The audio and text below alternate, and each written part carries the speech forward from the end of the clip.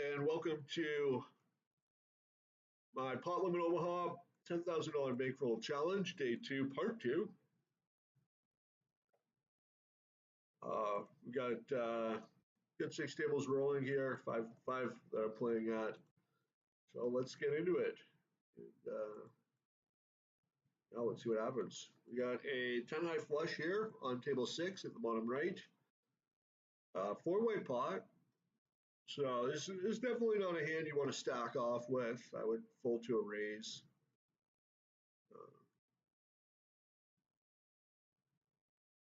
But I'm happy to bet it. It's going to be good a lot of the time.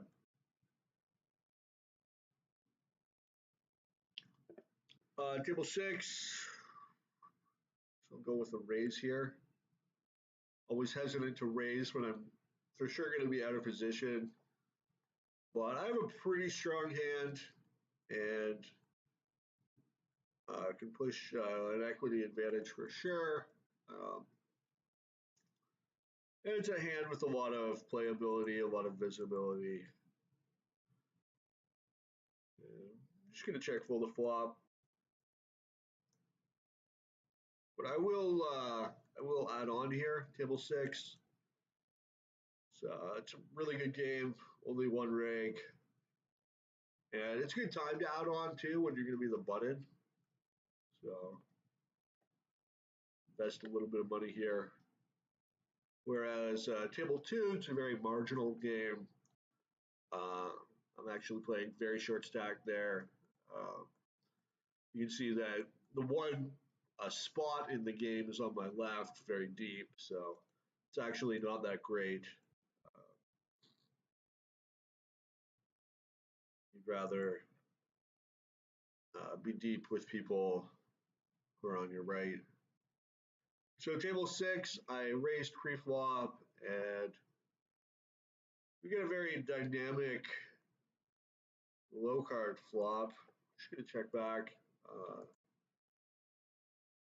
I see a case for betting. And table 2, SVR is so low. I'm just gonna pot and pray.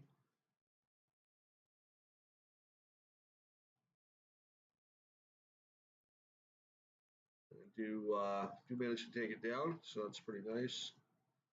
Table 3, I was thinking about over limping here. We've got a pretty nitty button, which is nice. Managed to take it down. That's a pretty good result, pretty decent result.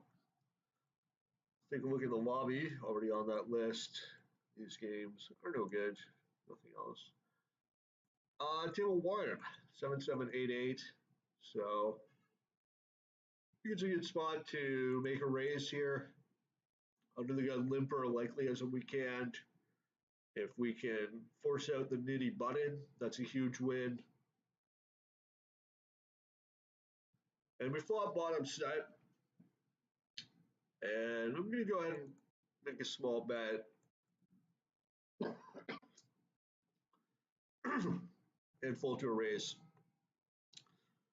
Mostly just to maybe get a little bit of value. Mostly there's a lot of straights I don't want to see.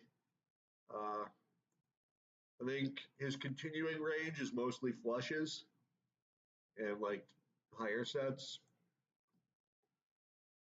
Table 6. We're actually in middle position here because Seven Hills Johnny was not dealt in, but still not quite strong enough to open.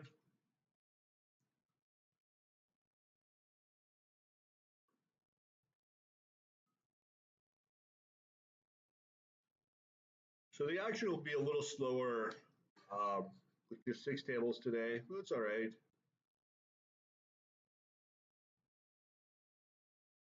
Table 4, Ace Jack 10-4 double suited.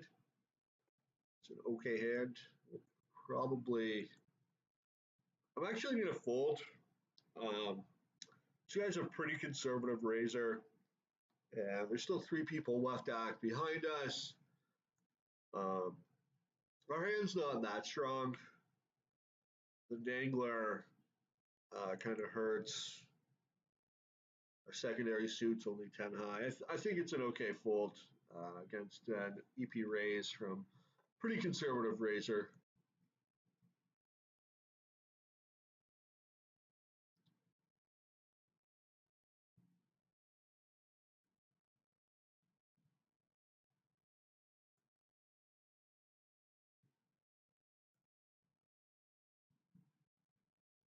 And continuing on here, waiting for some hands. Fold.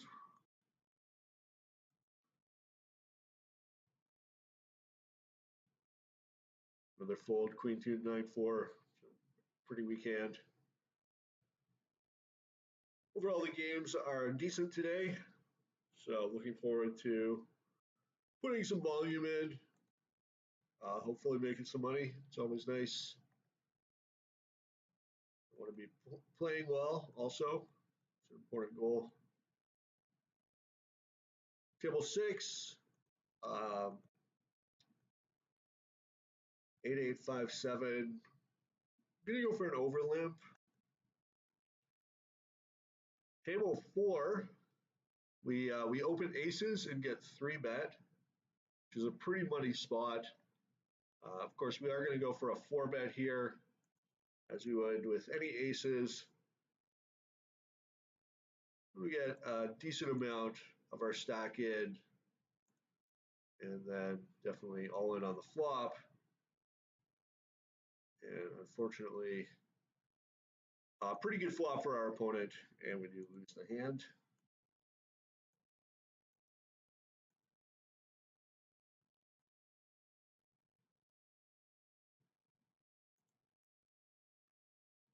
Table 6, we're going to continue with our rapid flush draw. Table 4, we're going to start with a small bet here. The pot's 4-way.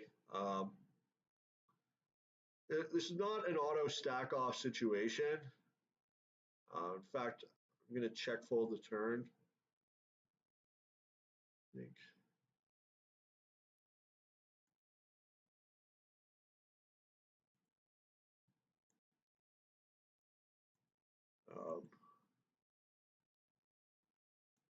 Yeah.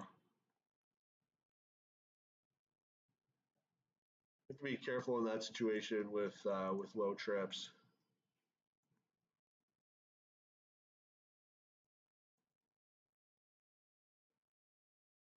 Table 2, going to be 3-betting premium aces, and we're also very short stacked as well, which makes it more attractive to re-raise. We're not going to have to worry about positional disadvantages too much.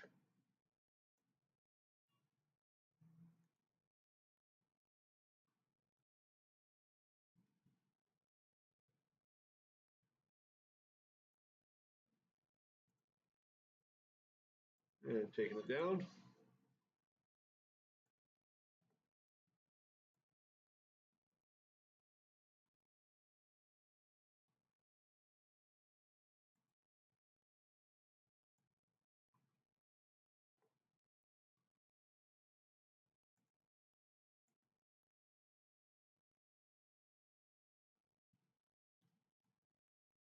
On table 3,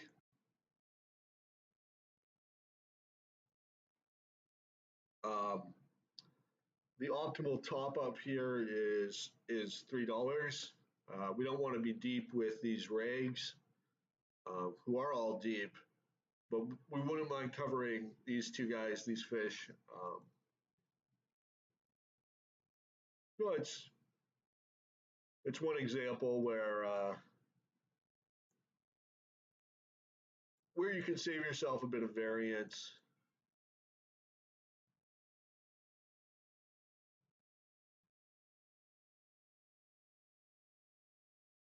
And risk.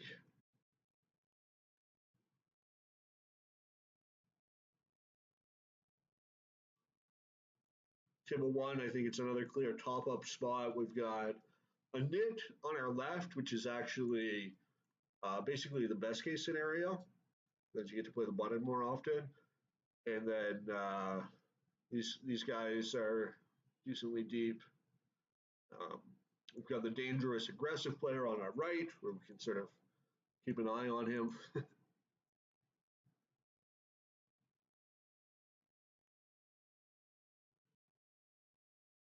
And table two, no longer worth playing with only one uh, marginally soft spot.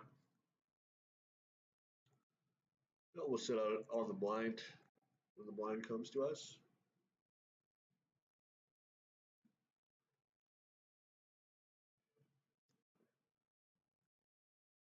And take a look at the lobby. Yep.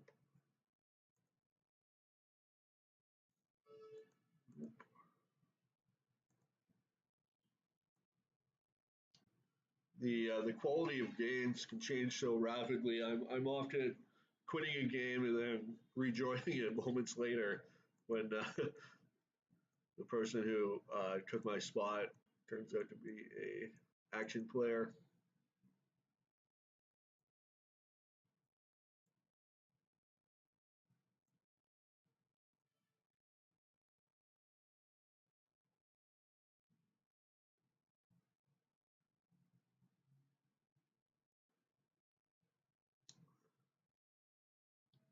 King, queen, nine, eight, three diamonds. Table one in the big blind. Definitely going to be checking if there's no raise in front of me. Happy to see the flop, brick it. You want to be pretty conservative about raising out of the big blind because of your positional disadvantage.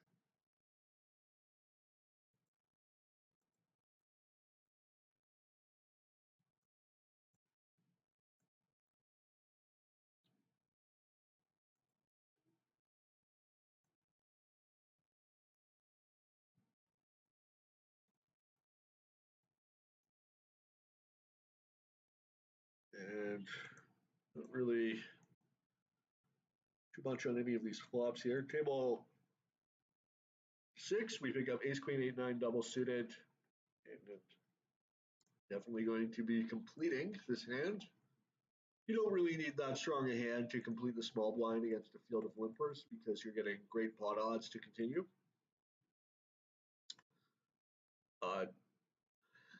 Speaking of great pot odds, and table two, we're going to be quitting here because of the reg to fish ratio.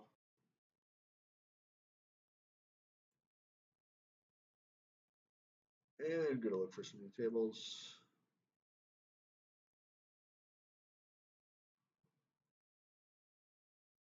Not yet.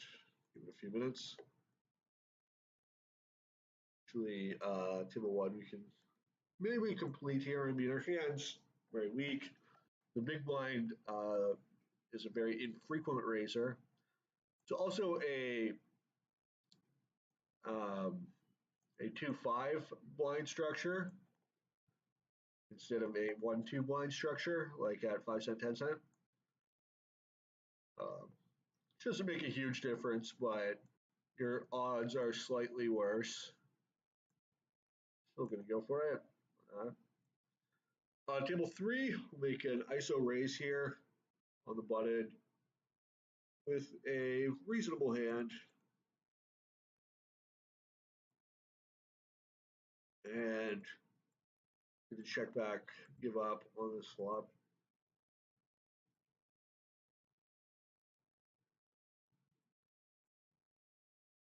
Turning three jacks. So we've got 9, 10 nut outs. King Jack could easily be the best hand as well. Table two, picking up double suited aces on the button. Definitely going to raise. And I think we can check back this very dynamic board. If we get a brick, our equity will be much higher. Or that 8 of diamonds. And this player plots into us. I think it's a good spot to just fold.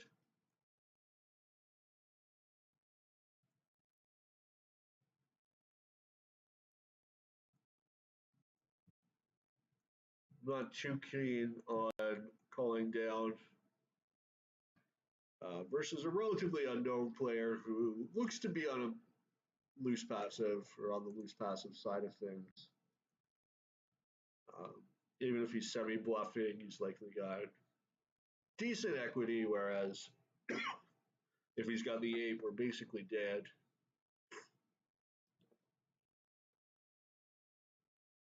I think it's okay to let discretion be the better part of valor on that one.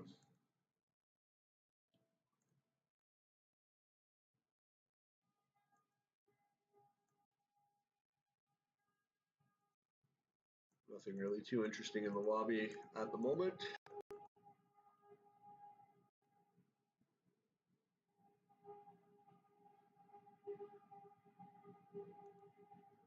And I'm just going to refill my coffee. I'll be right back.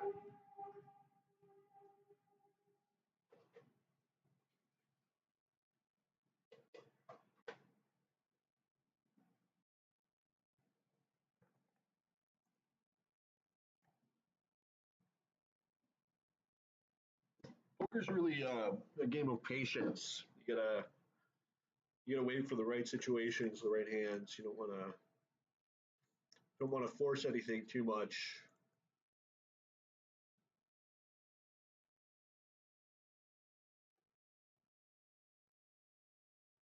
It can definitely be a frustrating game at times.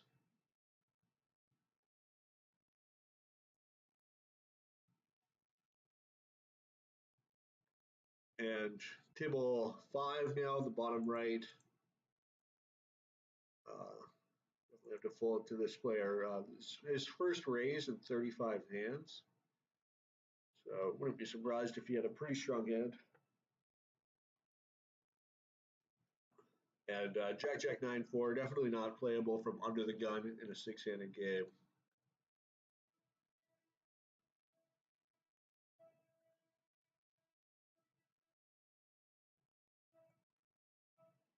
Table 4, 10-8, 6-5, double suited.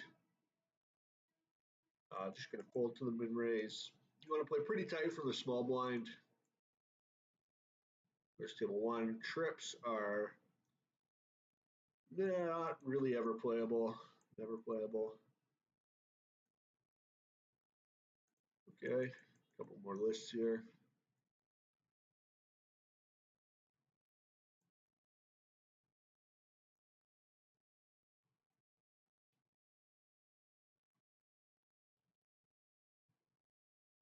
Double suited aces on table 4.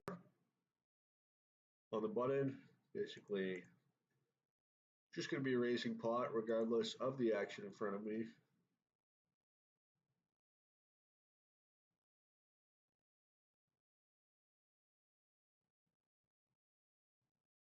It's an interesting spot. I flop overpair and a gut shot, 2 backdoor flush draws, 4-way.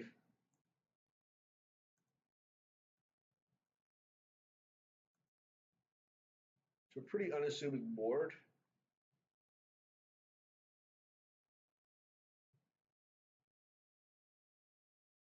Usually you want to be a little more conservative in 4-way pots.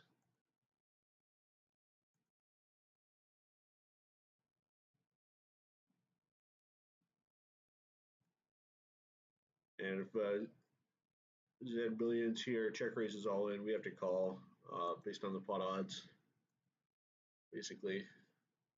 But we managed to take it down.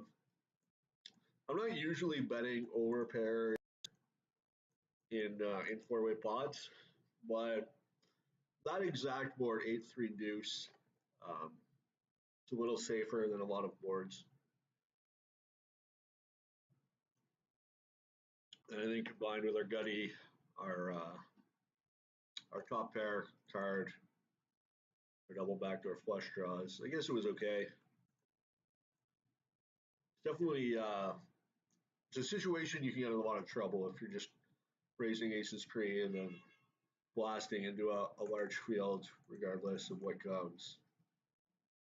It's not the way you want to play in PLO.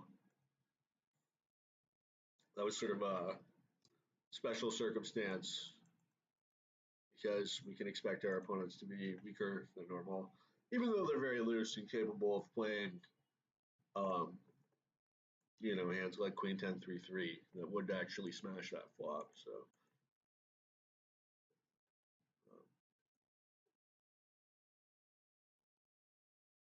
Table one, checking our option and checking the flop.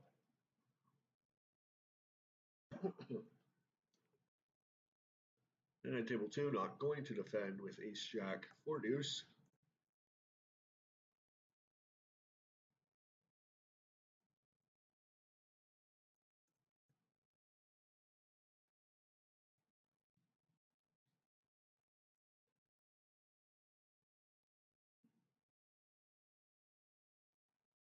And table one, might be good here on the river. I think I'll probably still check fold.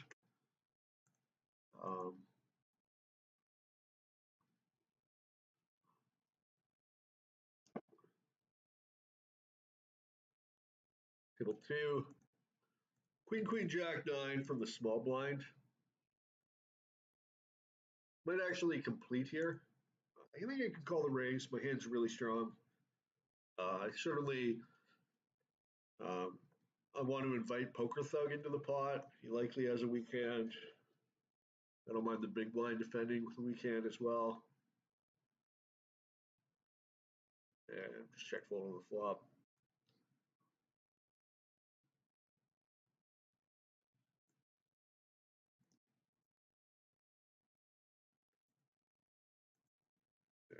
Give it back.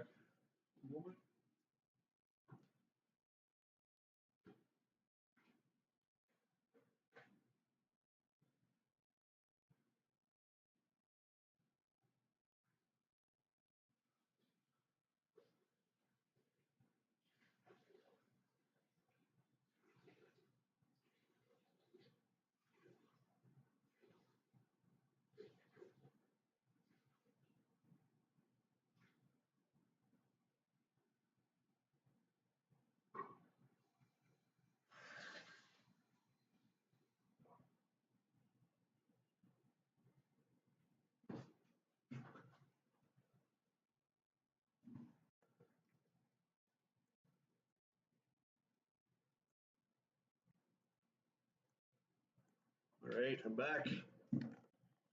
Back and ready to rumble.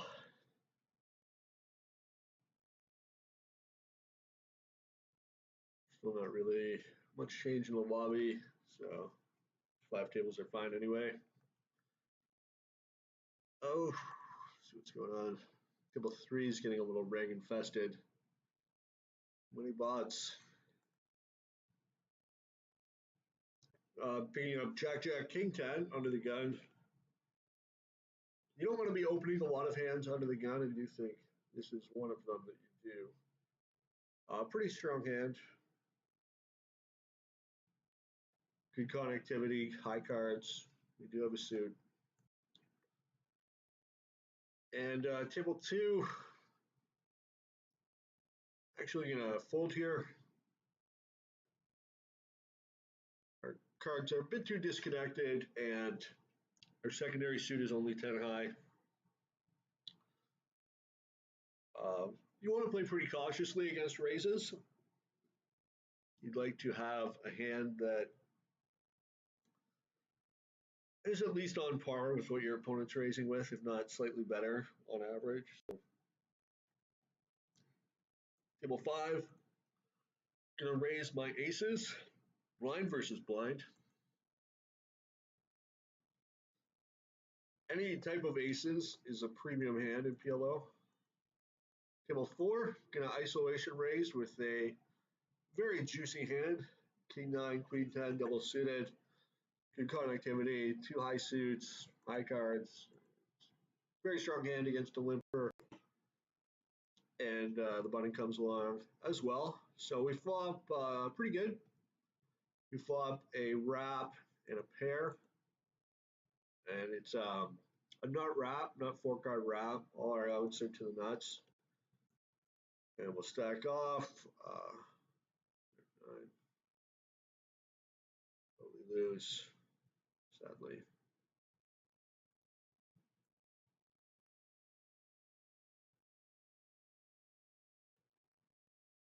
One nice feature of that hand is we have the possibility of dominating other draws, other wraps. Pretty good equity against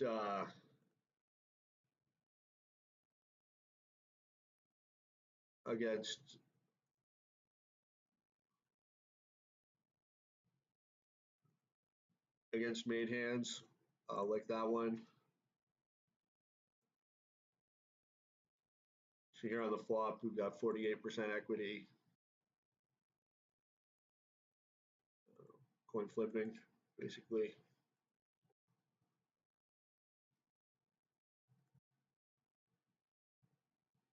Against a more passive player who you're pretty confident has a set, you could make a strong case for just calling the raise so you can get away with the board pairs.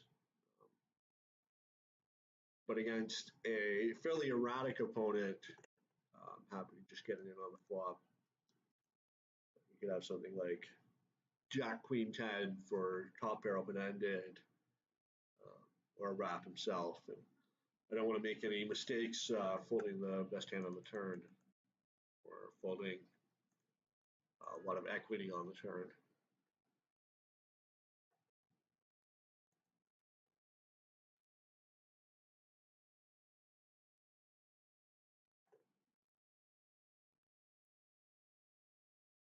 Looking like a family pot on table one. Just going to check fold. You want to be pretty cautious in 5-way pots. We only got one nut out, 6 of spades.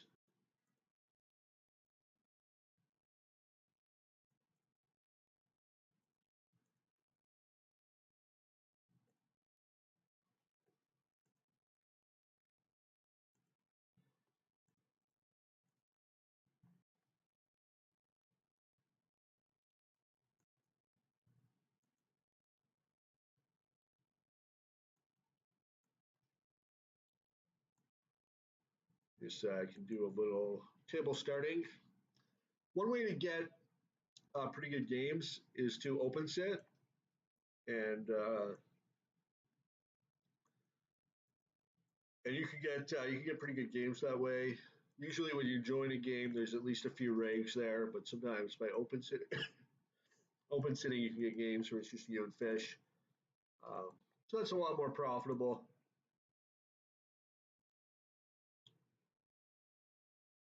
Table 4, flopping a 5-5 flush. And we just check fold is the best approach.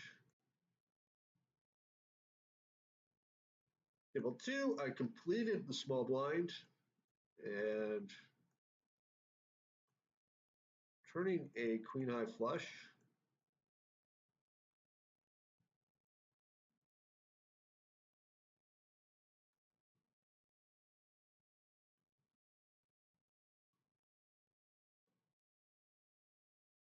Taking it down.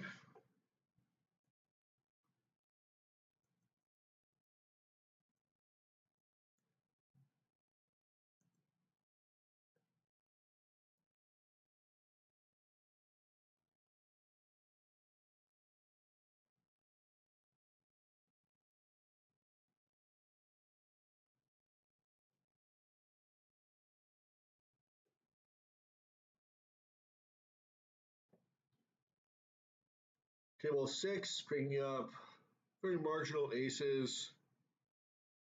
I'm going to go for an isolation raise here. Effective stacks are kind of small.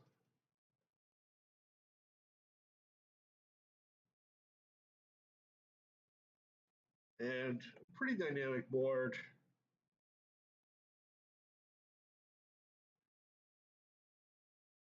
And just going to fold to the pot size bet from Dr. Slow.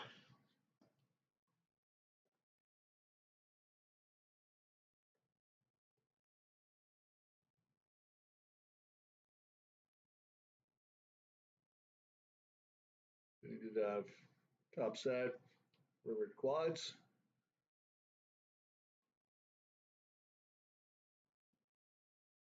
It's kind of noteworthy that he limp called that hand Um, it's a pretty strong hand.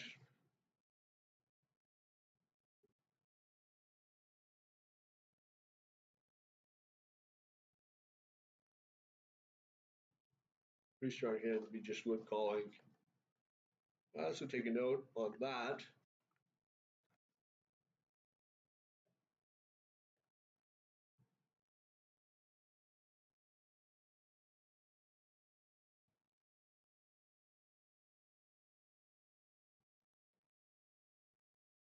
We see the next hand, he open raises and does have aces. Table one, pretty nice hand. Table six, flopping an underfull. And I would bet get it in here when it calls. So I'll bet fold the turn and bet fold the river. Table one, when I get three bet, very confident this player has aces.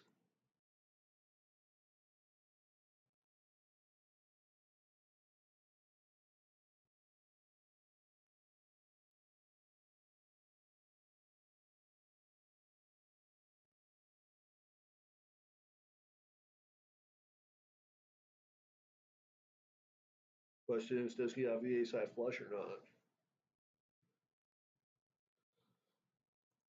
And my hand's pretty vulnerable. I can get counterfeited. You can catch an ace. You don't need to use a very large sizing.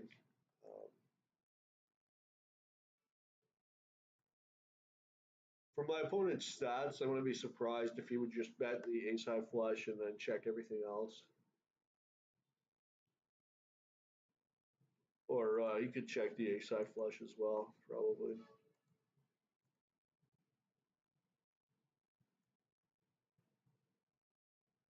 That would have been a nice hand.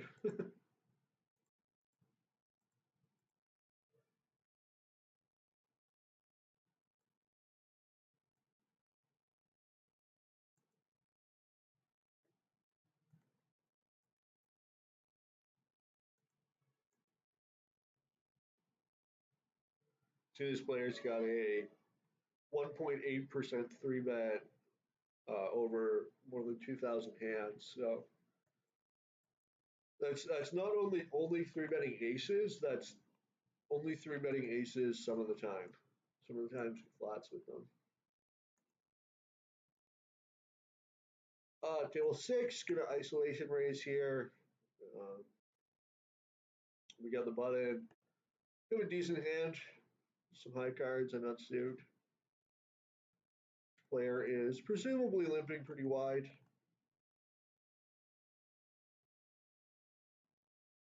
We turn the nut flush draw. Just gonna check it back. You don't have to semi-bluff every time you do have a draw.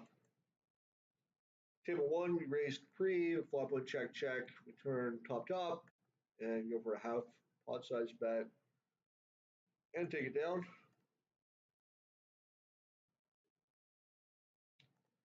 Table six, opening, ace, king, 6-5, double suited, our suits the right way, flopping top, top.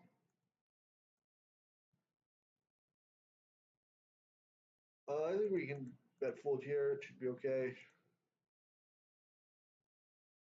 Table four, we open a marginal hand on the button, we get min three bet. So PL flop. Table six, check back that heavily draw completing turn. This we'll go for value on the river. Basically, he's gonna value bet me straight. So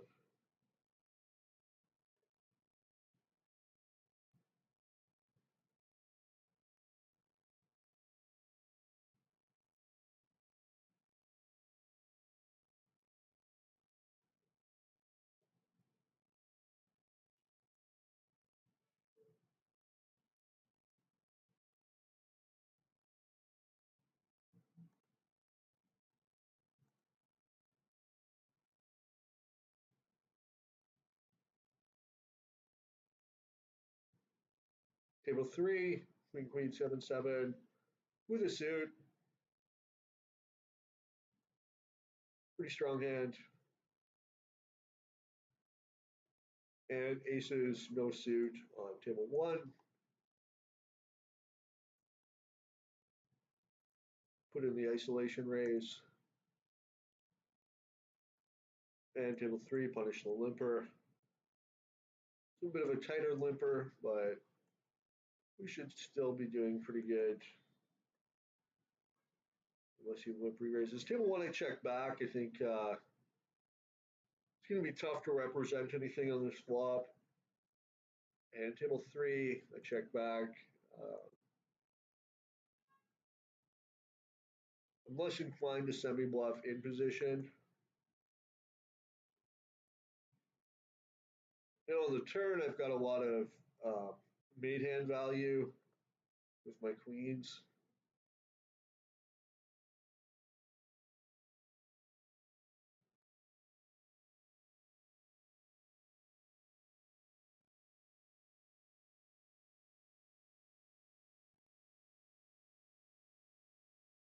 Got a heads up battle here on what is now table 3.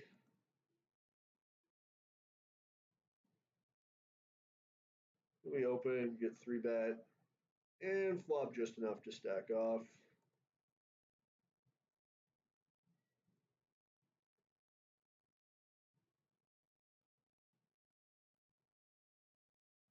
And we get the chop, which is probably more than we deserved. Flopping middle pair, just gonna check fold.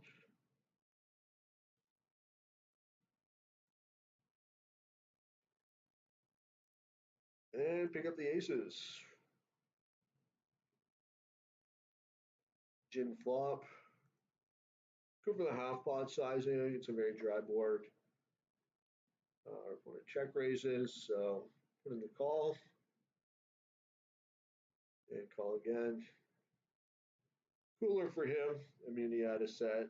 Heads up. I don't know what you're going to do there.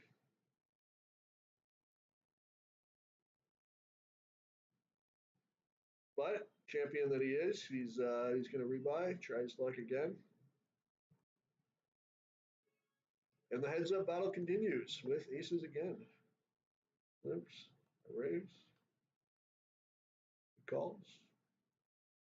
Bet the flop here. Might fold to a raise. Managed to take it down. That's pleasant.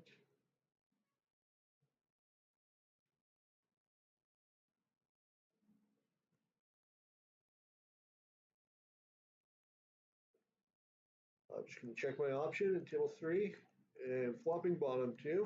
I'm going to go ahead and bet. Fold to the raise.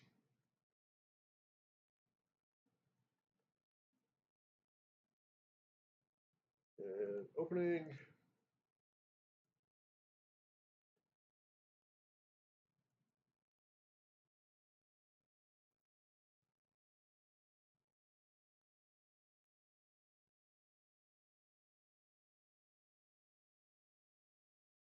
And continue betting with a6.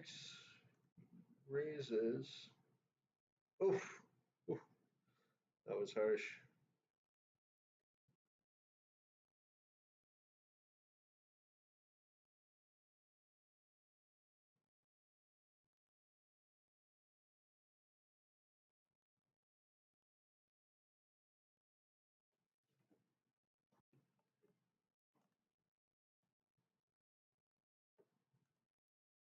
Table 4, we open from what's essentially middle position, get 3-bet.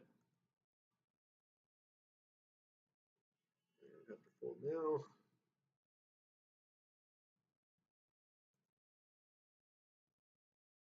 Got a second heads up battle now on table 6.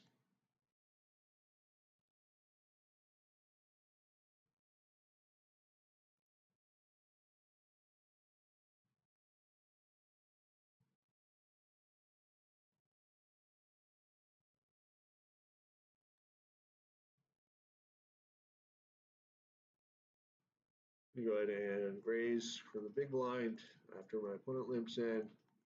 Flopping pretty good, 9s and 6s. And checking that. Probably check folding, folding.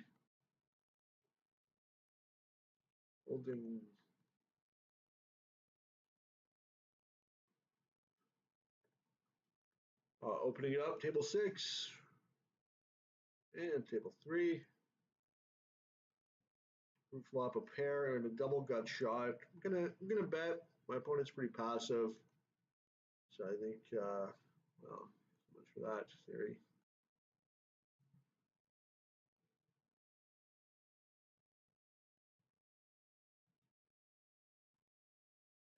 Table 3 betting again here. We have a blocker to 7-9.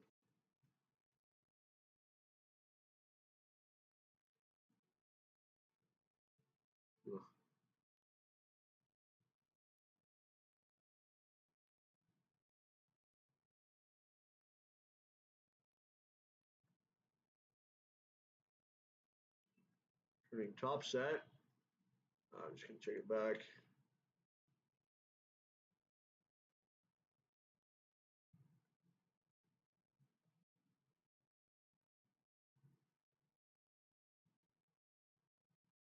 Top 2. Check folding. Check folding again.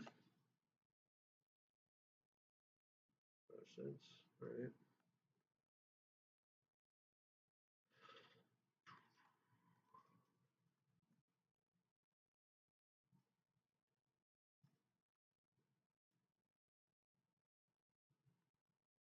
Decent turn on table 1.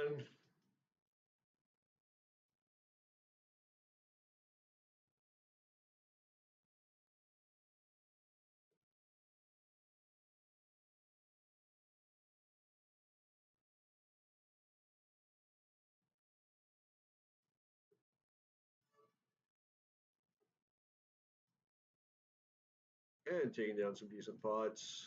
Get up. Ace queen.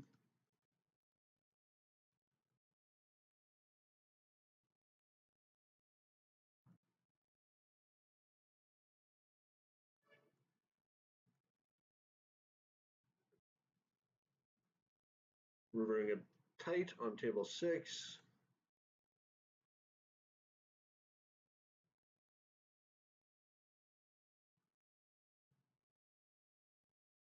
Checking back the, would have checked back the turn on table 2.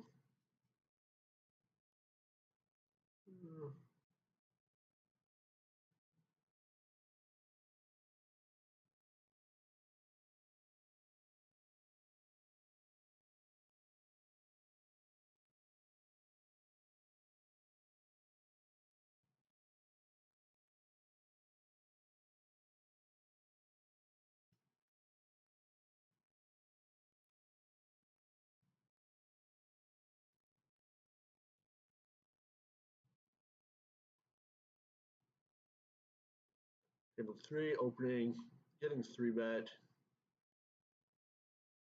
Have a reasonable flop here on a pair open-ended. There's a king. Diamonds.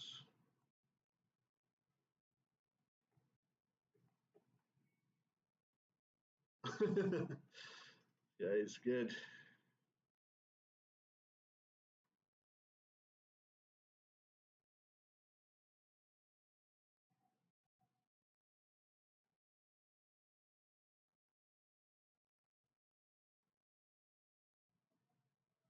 Table 6, raising from the big blind after the limp. And check fold the flop.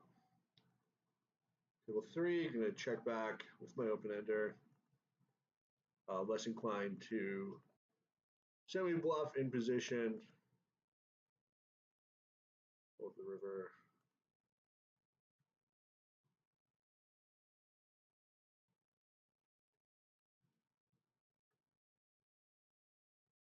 Table 6 opening up with a pretty good hand, and table 3 defending a very weak hand against a min raise.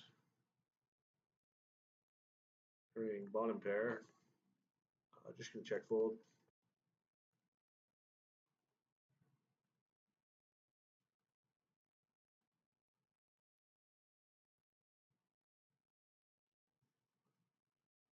And flopping bottom pair and a king high flush draw on table 3. Gonna bet.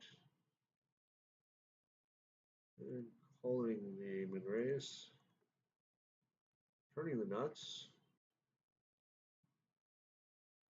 Slow play.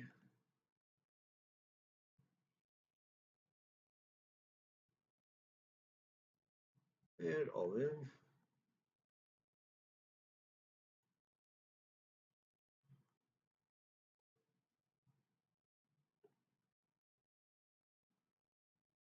Table 3 defending, double suited. Maybe I can check call the turn. Got a gutty. And definitely check call the river now.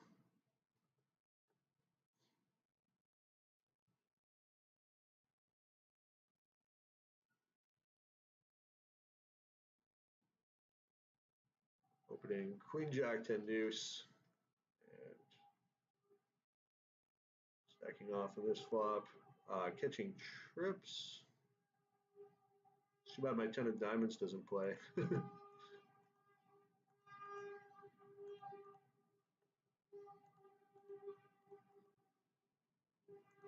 All right, I'll stack off with my kings. Got tens, and I flop a flush.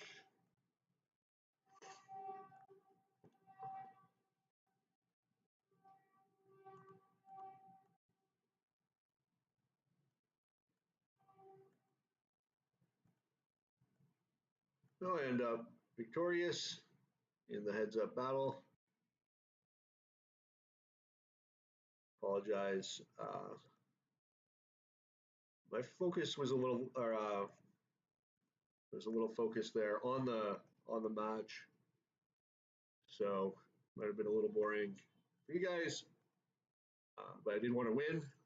The important thing about a heads-up battle is winning it, getting the money. You got to really heads up. You know, it's you got to really adapt to your opponents and set a lot of traps, and you got to take note how aggressive they are, how passive they are. Are they honest? Do they like to bluff? Playing heads up's a lot of fun, and I think it can teach you a lot about how to play six max if that's your regular game. So I recommend it for everyone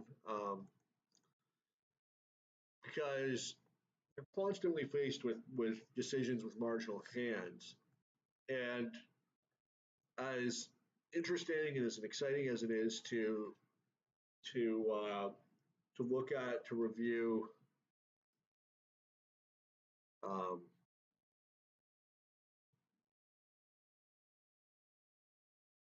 big pots, big decisions, big hands.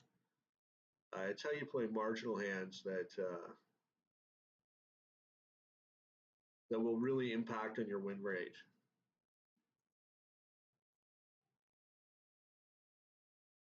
So if you can learn to play marginal hands a little more profitably, then that's gonna do a lot for you in the long run.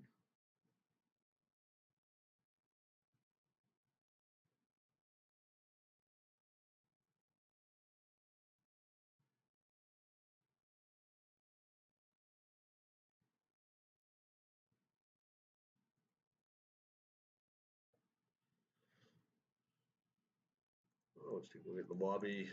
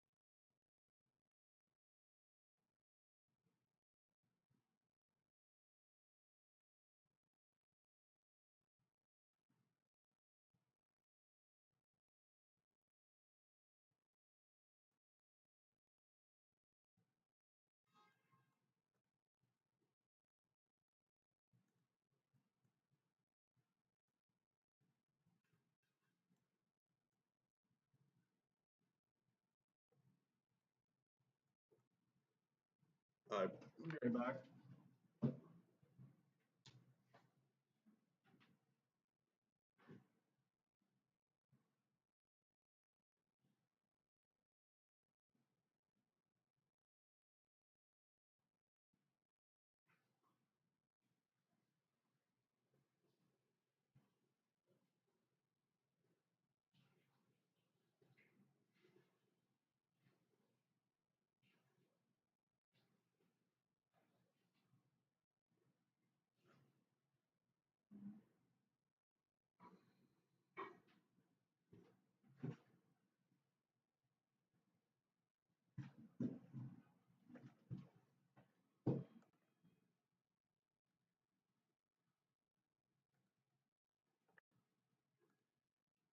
All right, I'm back.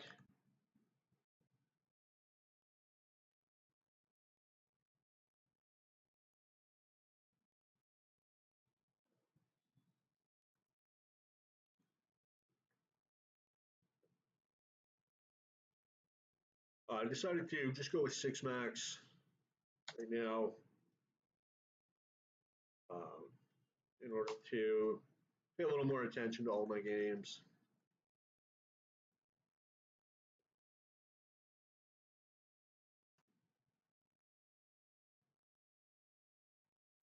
And check out the lobby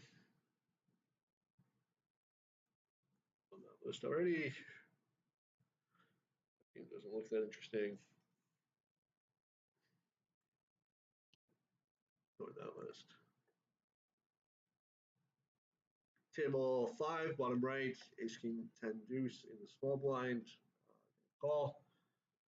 We've got nut suit, and it's a min raise, so slightly better odds. Number 1, we're going to call as well. No suit here, but still a strong hand, still a reasonable hand. Um, great connectivity and high card value. So we can overlook the fact that we're not suited. I think it's fine.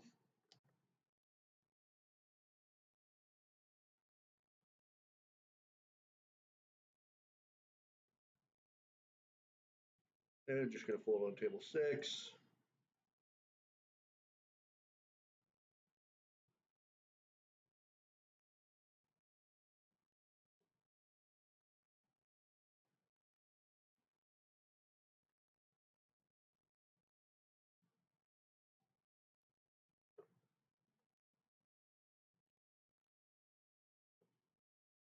And folding on table 3.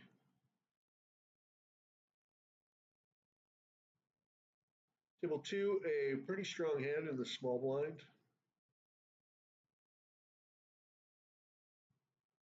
And just going to flat to invite Poker Thug into the pot.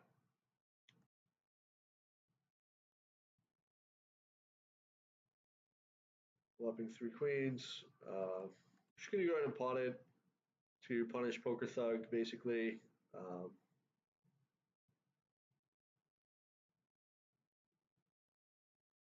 And I'll certainly be stacking off with the hand. I'm less inclined to go for a check raise in a three-handed pot when the pre-flop raiser is last to act. So if the positions were reversed, then I'd be more inclined.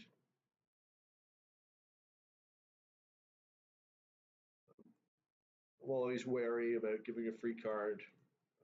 Obviously, getting a check raise in would be great, but giving a free card would not be. Well, there's various risks associated with either action. Table 3, making isolation raise. We've got 2 loose limpers, so good chance they've got weak hands, and we've got the button. We've got a reasonable hand, 4 cards working together. King eye suit, we got the button. And I'm just going to check back the flop. Your general game plan against loose players is to value bet them. I mean, this guy's playing 93% of hands. He's not going to be the easiest guy to make full with a superior hand. So we've got some turns. We could turn a 9, we could turn a king. Uh, for the most part, I'm fine with just giving up on the pot. So we turn a king.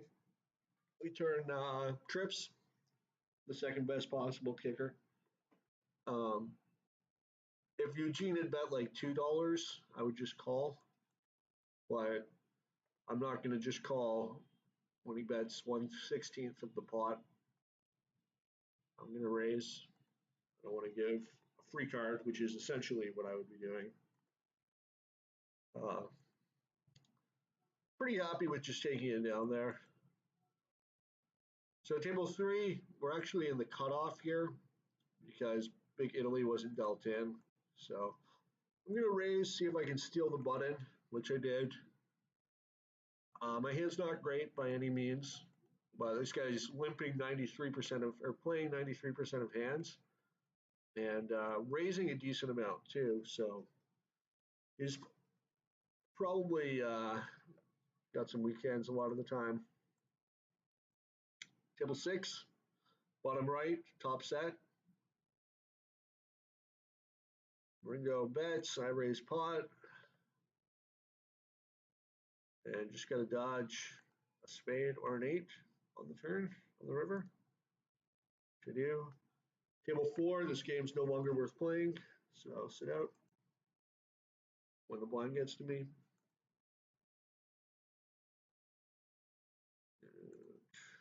Check the lobby.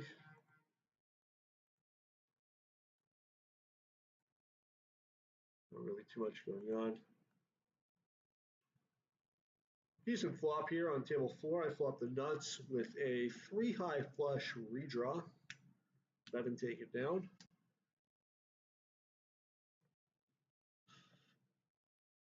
And picking up a marginal rundown, 10, 8, 6, 7.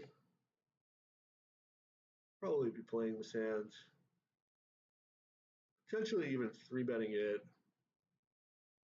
as this player is raising his post. So he's already a relatively loose raiser in the first place, and I'm a very tight raiser. I almost never 3-bet, so he's likely to can be confused about the strength of my hand. That didn't really work out. I'm gonna call. I'm getting better than 2-1.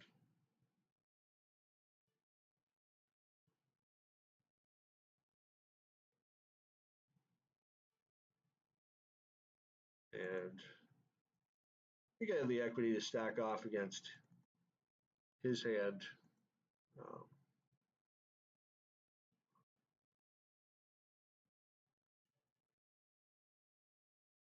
so yeah, 37%.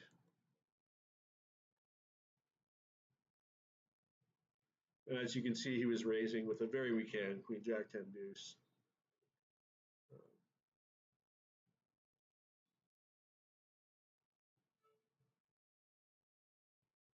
And crushed at this table.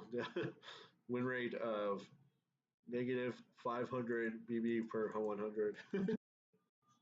Not very good. Queen, Queen, King deuce from middle position.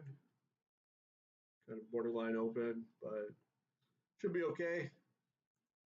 Just check fold this flop 3-way.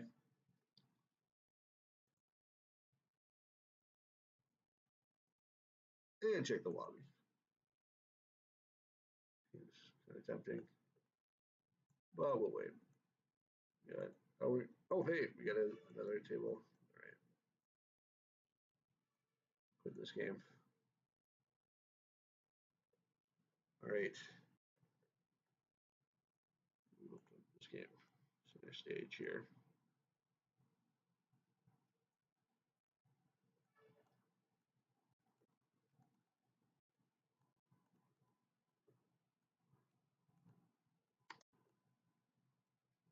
All right. It's a bit of a trying session so far today, trying day. Um, which is poker, right? You're not wow. You're not always just going to be crushing it, winning, 5, 10 buy-ins in a session. So you got to be mentally prepared for when things aren't going your way, and that's one of the main attributes that separates a professional from somebody who's not a professional is the ability to take a punch, to lose a few buy-ins, making the right decisions, or reasonable decisions. Table three, making isolation raise with a double suited rundown hand. Table two. I'm actually going to take a quick break.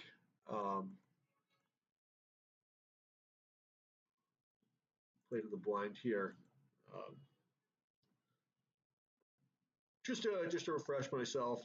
I've been playing for a while continuously, so over an hour here on that recording. So it's helpful to take a break every now and again. Just to refresh your mind. Table three, betting the turn with two pair and a gutty. Bet folding if he raises, and checking back the river. Probably folding if he bets it. Completes queen 10. Could have missed hearts. I do have 110 myself.